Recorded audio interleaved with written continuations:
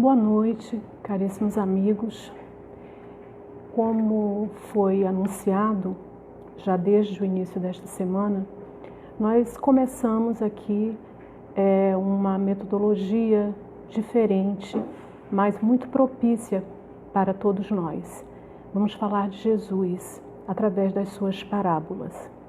E hoje nós vamos conversar a respeito da parábola do semeador.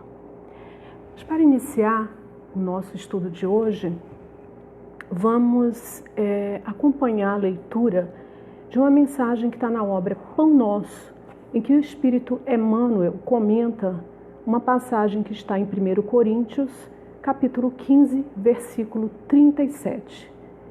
E, quando semeias, não semeias o corpo que há de nascer, mas o simples grão de trigo ou de outra qualquer semente.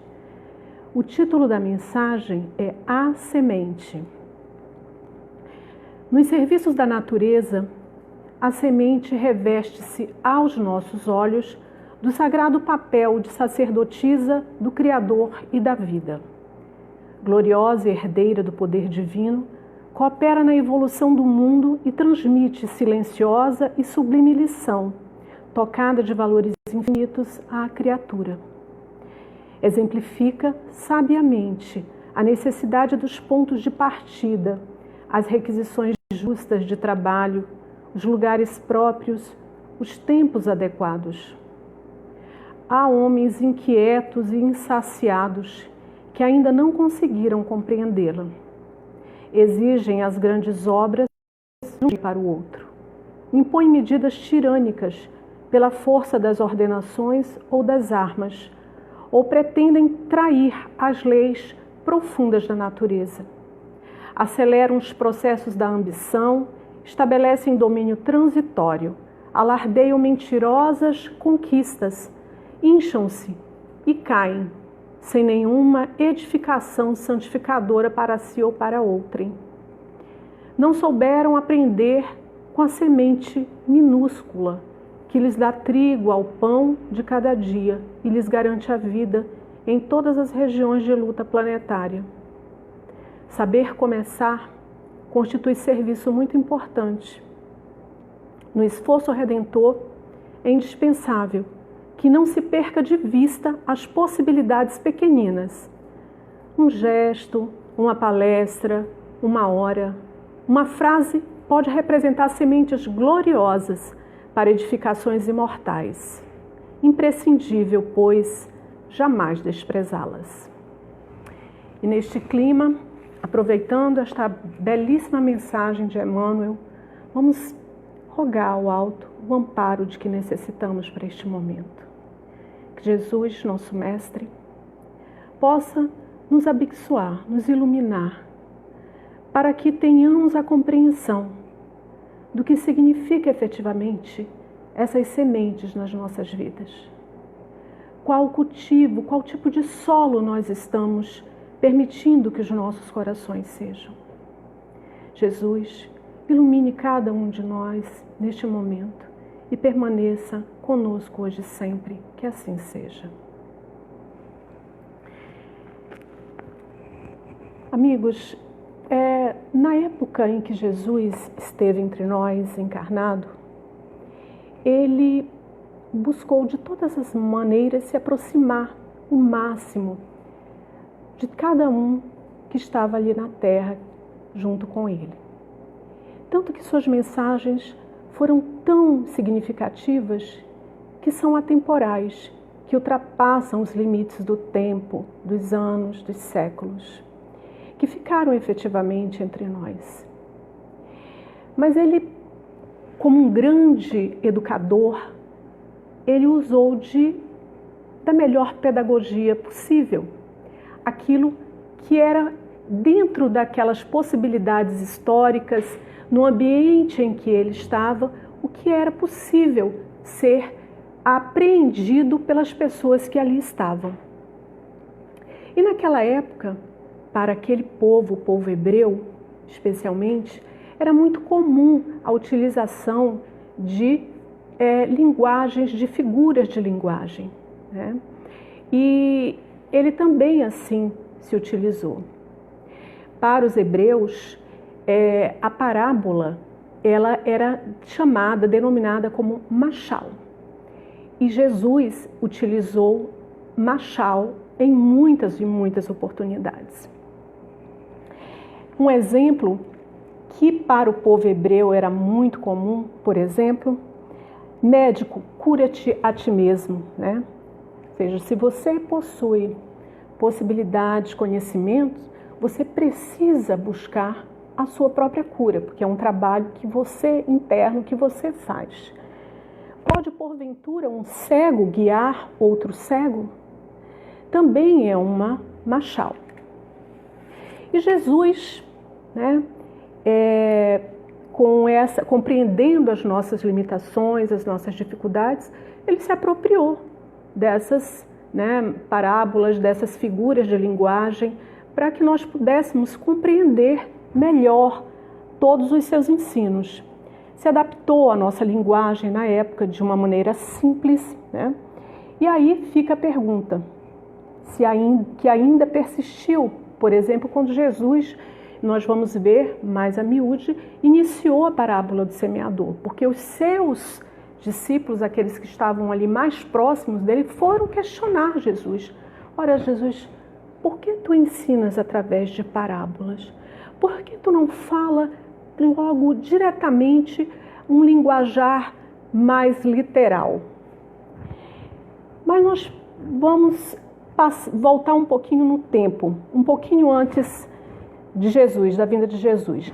Em Isaías, o profeta Isaías tem lá no seu livro, no seu livro bíblico, há um livro denominado o livro do Emanuel.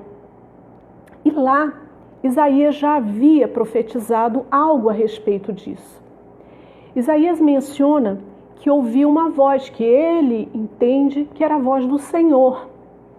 E esta voz disse a Isaías: vós ouvireis com os ouvidos e não entendereis. E vereis com os olhos e não vereis. Porque esta voz se referia aos olhos físicos e aos ouvidos físicos. E prossegue. Por que esta voz, este espírito, este orientador dizia a Isaías que, olhando com os olhos do corpo e os ouvidos do corpo, nós não entenderíamos? Aí ele diz: porque o coração deste povo se fez pesado, os seus ouvidos se fizeram tardos e eles fecharam os seus olhos. E prossegue: para não suceder que vejam com os olhos e ouçam com os ouvidos, apenas fisicamente, entendam no coração e se convertam e eu os sare.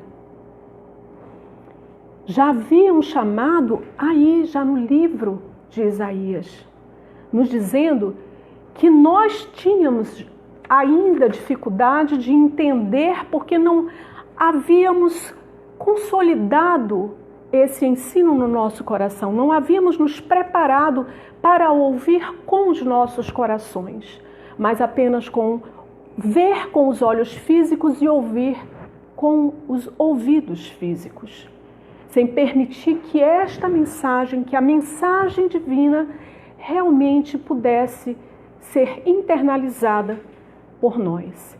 E por quê? Por conta do nosso coração pesado. Mas Jesus, ele compreendia todas as circunstâncias das pessoas que viviam naquela época. E para ter acesso a elas, ele foi buscar elementos que aquelas pessoas conviviam, elementos da natureza, a forma de viver daquelas pessoas. E naquela época, aquelas pessoas, elas viviam quase que basicamente da agricultura. Havia na Galileia muitas plantações, oliveiras, vinhedos, Eles plantavam muitos legumes também. E Jesus foi ensinar a parábola do semeador buscando esses elementos da natureza. E ele explica depois a parábola, como foi dito, para os seus discípulos. Se nós formos lá no livro, em O Livro dos Espíritos, os Espíritos também respondem a Kardec por que Jesus nos ensinou através de parábolas. E é logo depois da questão em que os Espíritos dizem que Jesus é, para nós, o guia, o guia mais perfeito, aquele que constitui para todos nós a perfeição moral. E Kardec, na questão 627, faz essa pergunta, né? Se Jesus ensinou as verdadeiras leis de Deus, por qual a utilidade do ensino que os Espíritos dão? Terão que nos ensinar mais alguma coisa? Veja bem, as 3 revelações, elas são de essencial importância para todos nós. Não há como nós compreendermos a doutrina espírita, que é a 3ª revelação, destoando das outras 2. Todas elas estão concernentes e se adaptam às nossas possibilidades de conhecimento dentro de cada passo evolutivo que nós vamos dando. E aí, os Espíritos respondem: Jesus empregava a miúde, na sua linguagem, alegorias e parábolas, porque falava de conformidade com os tempos e lugares. Faz-se mister agora que a verdade se torne inteligível para todo mundo. E por que os Espíritos assim o disseram? Porque quando os discípulos de Jesus, após Jesus falar da parábola do semeador, os seus discípulos foram perguntar: ora, por que fala através de parábolas? E Jesus acentuou a eles, né, que eles já estavam em condições de compreender a letra tal qual o Espírito. Mas há muitos que ali estavam, não havia ainda, eles não tinham condições ainda de acessar verdadeiramente a palavra. Por isso, o seu entendimento ainda tinha que ser um entendimento inicial, para que no decorrer da sua evolução espiritual eles pudessem ir acessando a conhecimentos maiores. Prosseguem os Espíritos depois, quando Kardec, na questão 628, pergunta por que a verdade não foi sempre posta ao alcance de toda a gente. E os Espíritos respondem: importa que cada coisa venha a seu tempo. Tudo tem seu tempo. Tudo tem seu momento, a sua hora. A verdade é como a luz. O homem precisa habituar-se a ela, pouco a pouco. Do contrário, fica deslumbrado. Por isso as 3 revelações. Por isso Moisés nos preparou, nos orientou. Tivemos a vinda do Cristo, a abençoada vinda dele. E agora a oportunidade de acessarmos o conhecimento universal dos Espíritos. Tudo a seu tempo e de acordo com as nossas possibilidades. Porque se nós avançarmos além daquilo que é possível para a nossa compreensão, o impacto pode ser muito grande. Isso que os Espíritos estão nos dizendo. Inclusive, Emmanuel, na questão 290 da obra O Consolador, né, ele já nos fala que o Evangelho são sementes divinas. Então, Emmanuel, na questão 290 da obra O Consolador, ele já vem nos mostrando, indicando que sementes são essas que o semeador saiu a semear. Né? São orientações divinas. E Jesus, a parábola do semeador, é uma das parábolas que são denominadas como as parábolas do lago, né? Jesus, ele sentava com as pessoas que o estavam acompanhando, porque ele estava sempre sendo seguido por uma multidão que se alimentava daquela energia benfazeja das suas palavras elevadas, né? E daquele dia ele saiu, sentou-se à beira-mar. A multidão se reuniu em torno dele e ele começou a falar inúmeras coisas por parábolas. E esta parábola, a leitura vai ser também da Bíblia de Jerusalém. Ela é mencionada também por Marcos e por Lucas, mas nós vamos usar aqui, ler a versão que está em Mateus 13. Parábola do semeador. Ele dizia, falando em parábolas: eis que o semeador saiu para semear. E ao semear, uma parte da semente caiu à beira do caminho. As aves vieram e comeram. Outra parte caiu em lugares pedregosos, onde não havia muita terra. Logo brotou, porque a terra era pouco profunda. Mas ao surgir o sol, queimou-se, e por não ter raiz, secou. Outra ainda caiu entre os espinhos. Os espinhos cresceram e a abafaram. Outra parte, finalmente, caiu em terra boa e produziu fruto. Uma 100, outra 60 e outra 30. Quem tem ouvidos, ouça. Lembrando que esses ouvidos não se trata apenas do ouvido físico. E Jesus explicou essa parábola. Alguém ouve a palavra do reino e não a entende. Que aquela semente, que a palavra a palavra divina, e que ela é lançada, né, ao longo do caminho.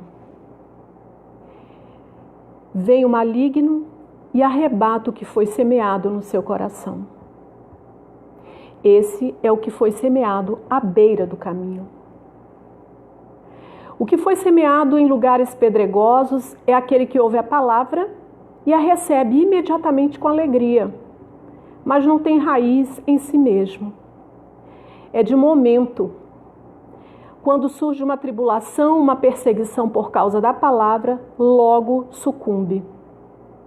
O que foi semeado entre os espinhos é aquele que ouve a palavra, mas os cuidados do mundo e a sedução da riqueza sufocam a palavra e ela se torna infrutífera. O que foi semeado em terra boa é aquele que ouve a palavra e a entende. Esse dá fruto, produzindo a razão de 100, de 60 e de 30. Me permitam, daí, fazer uma divisão do que eu vou chamar de personagens, porque eu também vou chamar esta terra de personagens. Nós temos aí o personagem semeador, que especificamente nesta parábola, quando Jesus estava ensinando, ele se referia a ele mesmo, como este semeador, como aquele que estava entre aquele povo levando a palavra divina. A semente, que é especificamente a palavra, como disse Emmanuel na obra O Consolador, Ele diz, a semente é a palavra divina. E este solo, que solo é este? Será que ele se referia ao solo daquela região? Que efetivamente ele também assim narrou na sua parábola, porque eles não tinham o hábito de arar aquela terra. Eles lançavam as sementes diretamente na terra, sem se preocupar em fazer toda a preparação que atualmente se faz. Por isso que Jesus falou, este semeador jogou ali à beira do caminho. E por que à beira do caminho? Porque à beira do caminho era onde as pessoas passavam. E aquela terra, aquele solo à beira do caminho, era um solo pisado. E aí, como eu disse, trazendo estes solos como personagens, apenas para facilitar até a explanação e acreditando que isso possa favorecer a nossa compreensão também, esse solo são as pessoas que não se interessam pelos ensinamentos espirituais. A mensagem, ela é ofertada, porque é preciso registrar uma coisa. Este semeador semeia ininterruptamente. E esta semente, ela é concedida a todos, independentemente do tipo de coração, do tipo de solo. Tanto que a semente foi lançada em vários tipos de solo. Mas este solo, à beira do caminho, são aqueles que não estão preocupados com os ensinos espirituais. E quando Jesus narra que vêm as aves e se alimentam daquelas sementes, ele se refere, a pensamentos inferiores, a pensamentos que não são pensamentos elevados. Ele se refere às nossas ondas mentais, que são extremamente importantes, que cultivemos ondas mentais elevadas. Quando nós aceitamos esta semente, o nosso solo está mais preparado e nós estamos nos colocando em condições mais aptas para compreender a mensagem. Quando nós somos tomados por um pensamento que não é um pensamento que vá nos favorecer, com ondas mentais não muito elevadas, nós já fazemos ali a ruptura com esse tipo de pensamento e buscamos o amparo do alto para que nós elevemos a nossa vibração. Então, é neste terreno, é deste ambiente, quando a semente é lançada à beira do caminho, que a semente morre, porque ali ela é pisoteada o tempo todo. E vem as ondas mentais e vem as aves de rapina e comem aquela semente e a devoram, e aí ela não cresce. O outro personagem seria o solo pedregoso. Ora, como também já acentuei aqui, não havia preparação do solo. Portanto, quando Jesus narrou essa parábola, ele sabia que muitas vezes, em muitos solos, haviam muitas pedras. E que solo pedregoso é este? É quando a mensagem ela é ouvida, ela é recebida com alegria, mas ela não tem raiz. Ela não tem raiz porque ela não consegue penetrar. Ela não consegue formar efetivamente, ela não consegue se enraizar ao solo. Então, aí, quando nós estamos nessa condição de solo pedregoso, na primeira dificuldade que nós temos, nós vacilamos. Porque nós não temos enraizado dentro de nós mesmos a mensagem do Evangelho, não temos essa compreensão efetivamente que nós estamos sempre sendo amparados. Falta-nos raiz nessas circunstâncias. Por isso que o Evangelho segundo o Espiritismo, e também em O Livro dos Espíritos, né, os Espíritos nos dizem a respeito de quem é o verdadeiro espírita. O verdadeiro espírita é aquele que se dedica diuturnamente para corrigir as suas imperfeições, para buscar se melhorar sempre, o tempo todo, para que possa criar efetivamente, se enraizar, para que este solo possa ser cultivado. Porque este solo, ele é adubado com o quê? Ele é adubado com as nossas ações, com as nossas tarefas, com aquilo que efetivamente nós vamos fazendo no dia a dia. Na segunda-feira, nós tivemos o prazer de ouvir, né, a parábola das bodas de Caná. No final da exposição, Dulce nos fez lembrar algo muito significativo. Maria de Nazaré disse para todos nós, vamos imaginar ela dizendo para todos nós. Primeiro que as palavras dela eram palavras para nos dizer que nós temos que confiar em Jesus.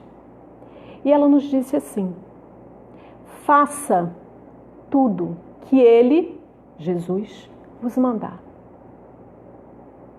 Ela não disse, Maria de Nazaré, para que nós repetíssemos em palavras tudo que Jesus nos ensinou, mas que nós fizéssemos. Ela disse, faça, o verbo é fazer.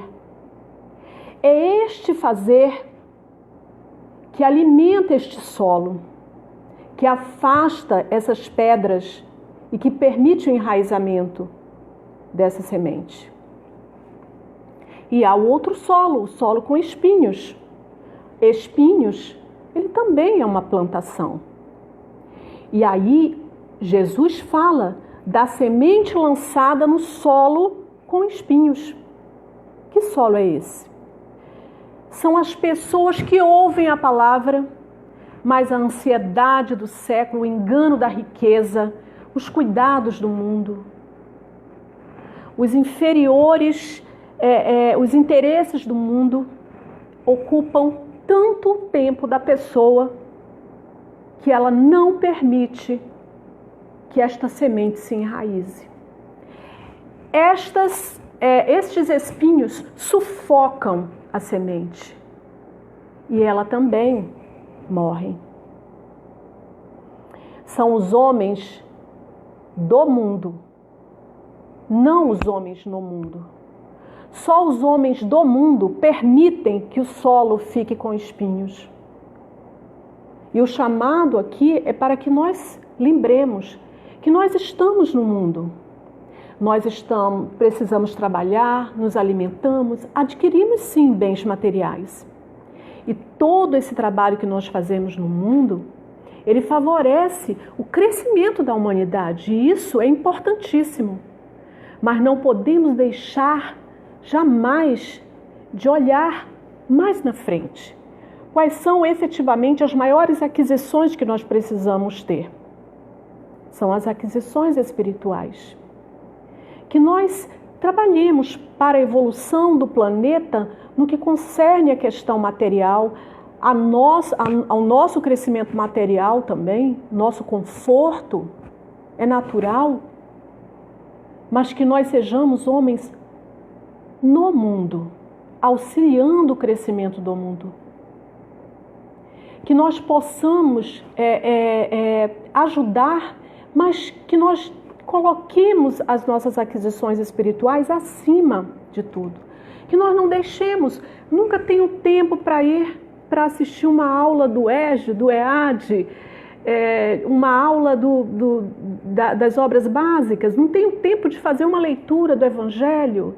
São reflexões que a gente precisa ter, precisa fazer. Porque são aquisições, são alimentos que nós vamos, com eles nós vamos nos nutrindo, para que nós possamos nos fortalecer, para que na hora da dificuldade, da dor, nós tenhamos sustentação, nós tenhamos arsenal para que nós possamos sair dessas dificuldades com dignidade, com fé. E aí, o último tipo de solo, que é o solo bom, né? Este solo bom são aquelas pessoas que ouvem a palavra, que a compreendem, que frutificam e que produzem. É aquele solo que se mostra adequado para receber a semente, que a recebe, que acolhe esta semente e que deixa esta semente crescer e que esta semente vira uma árvore e que esta árvore frutifique, porque esses frutos serão destinados a muitas e muitas pessoas e deles sairão muitas e muitas sementes. E Jesus, na sua parábola, ele ainda diz que alguns desses dentro desse solo bom, há aqueles que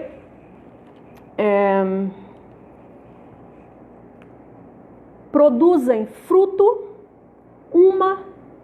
100. Então, uma semente que é lançada num solo desse produz 100. Ou seja, quando nós já chegamos num patamar de plena... quando nós já compreendemos plenamente a palavra divina. Quando nós já vivenciamos na sua plenitude a palavra divina. Outra, que é outra semente, produz 60, ou seja, menos do que a outra. Mas já é um bom número, né, de produção. E a outra 30, que também é uma boa produção de sementes. Mas veja que até dentro do solo bom há uma gradação de nível evolutivo. Porque como nós vimos aqui, a evolução não dá saltos. Emmanuel nos disse, inicialmente, cada coisa a seu tempo, tudo passo a passo. Nesta parábola, nós já vimos que Jesus, quando ele narrou a parábola, ele era o semeador. Às vezes, este solo, um desses tipos de solo, mas também nós somos os semeadores. Nós devemos sair também para semear, auxiliar o Cristo a levar a palavra divina. Na medida em que fazemos isso, não só levamos ao outro, como nos alimentamos, nos nutrimos. Vamos melhorando este solo e permitindo o enraizamento mais profundo dessa semente dentro dos nossos corações.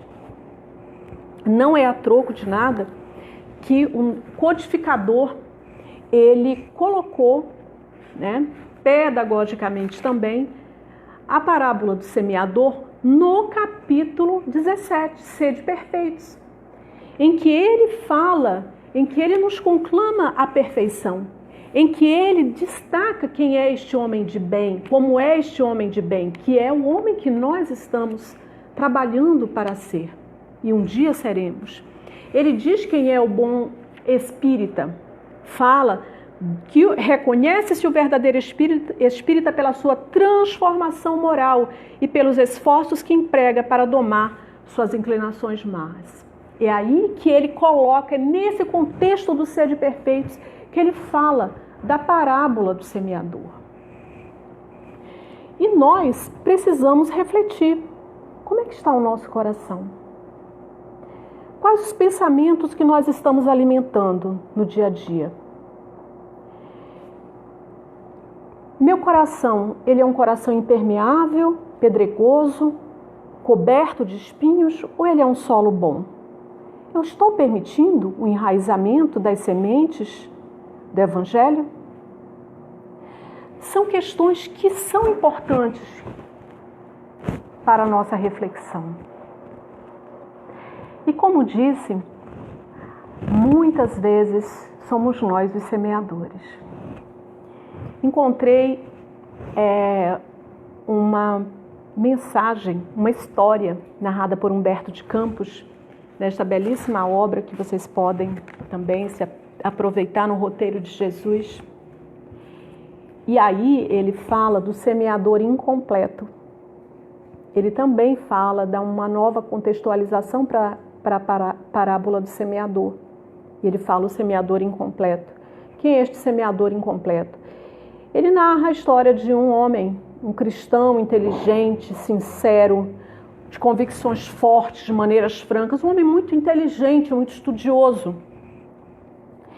Ele transmitia as mensagens do Evangelho, as mensagens que ele estudava de maneira lógica, aconselhava com acerto as pessoas. E Humberto de Campos diz que ele espalhava tesouros verbais. Mas ele se sentia incompreendido, porque ele se sentia solitário, na concepção dele, as pessoas não estavam compreendendo perfeitamente aquilo que ele estava transmitindo, as palavras que ele estava transmitindo. Muitas vezes ele buscava a colaboração alheia nos momentos de dificuldade que ele tinha e ele não alcançava este objetivo. Ele não tinha essa resposta de acordo com o que ele desejava. E ele foi se sentindo entristecido por conta disso. Até que um dia o anjo libertador, veio resgatá-lo da carne. E ele, desencarnado, durante muito tempo vagueou em esfera obscura. Ele estava muito dolorido, muito triste. Humberto de Campos diz que ele mantinha-se apagada a lâmpada de seu coração. E aí ele narra um diálogo deste homem com Jesus. E Jesus pergunta a ele que missão que ele tinha desempenhado aqui no planeta Terra. E aí ele vai e arrola todas as missões que ele havia, que ele havia executado. Que na verdade, e ele diz que ele fez como o Senhor da parábola do semeador. Ele diz que ele espalhou durante muitos anos lições na terra. Que ele falou, divulgou muitas lições na terra. Mas que ele não tinha sido bem sucedido no ministério dele. E Jesus vira para ele e fala o seguinte: se atirastes tantas sementes a esmo, que fazias do solo? Pergunta. Tu jogavas, tu nunca te preocupou com o solo? Tu nunca te preocupou com as pessoas? Em outras palavras, tu só estava preocupado em falar. E as pessoas que estavam ali ao teu redor? Que dizer do lavrador que planta desordenadamente, que não retira as pedras do campo, nem socorre o brejo infeliz? É fácil espalhar sementes porque os princípios sublimes da vida procedem originariamente da providência divina. A preparação do solo, porém, exige a cooperação direta do servo disposto a contribuir com o próprio suor. O semeador da parábola, Jesus, ele não só falava, ele não só enunciou inúmeras palavras belíssimas, para aquela multidão que o acompanhava.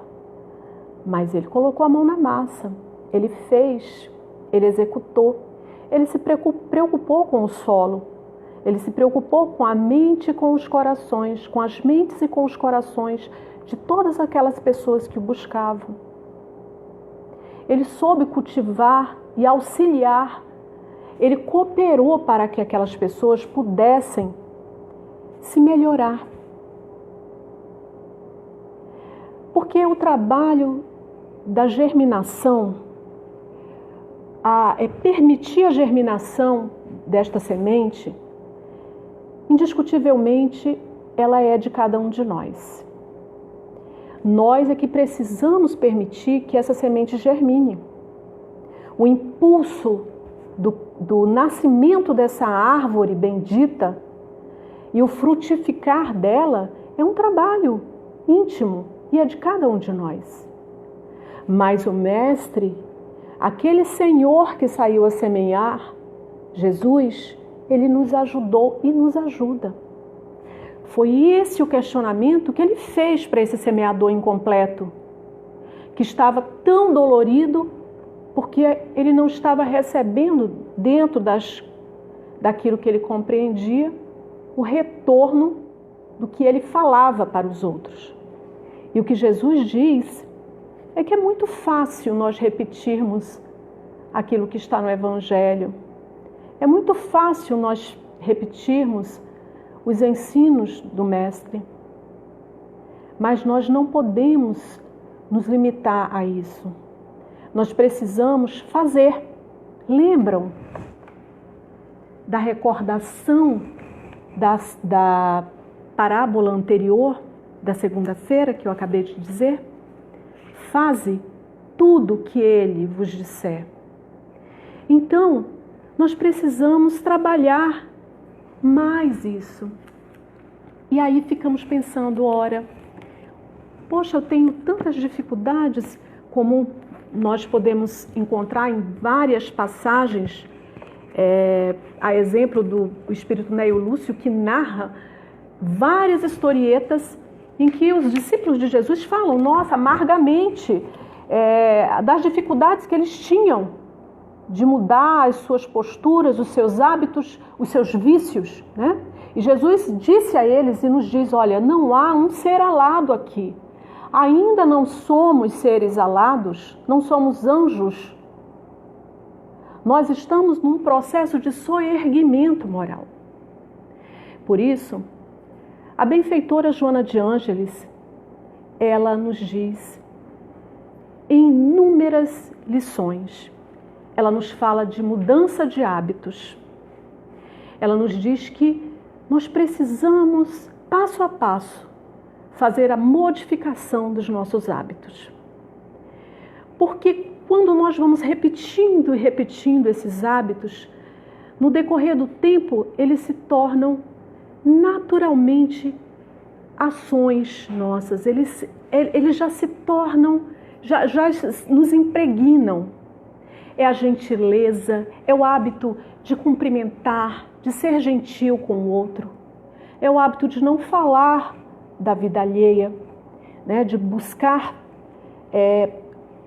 cuidar disso. É o hábito de estudar. É o hábito de nos colocar à disposição do outro numa ação caridosa, num abraço fraterno. São as mudanças nas nossas atitudes, passo a passo. Não importa se o nosso solo ele está ainda como aquele solo que recebe as sementes à beira do caminho. Nós vamos trabalhar isso. Vamos. Há tempo e Jesus, ele nos ampara para que nós possamos conquistar este solo bom, para que nós possamos frutificar 1%.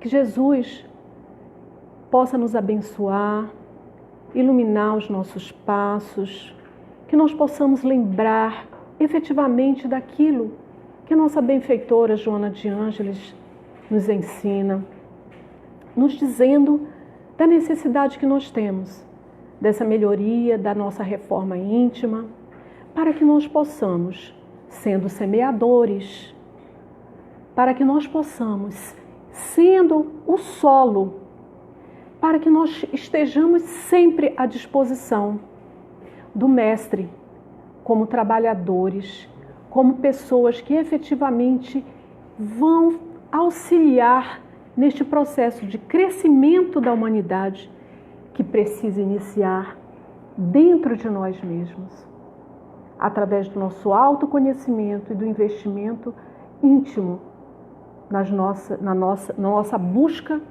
de perfeição, para que sejamos este homem de bem. Na próxima semana, nós prosseguiremos com os nossos estudos das parábolas. E aí já fica o convite para a parábola dos talentos. Que Jesus nos abençoe, que permaneça conosco hoje e sempre, que assim seja.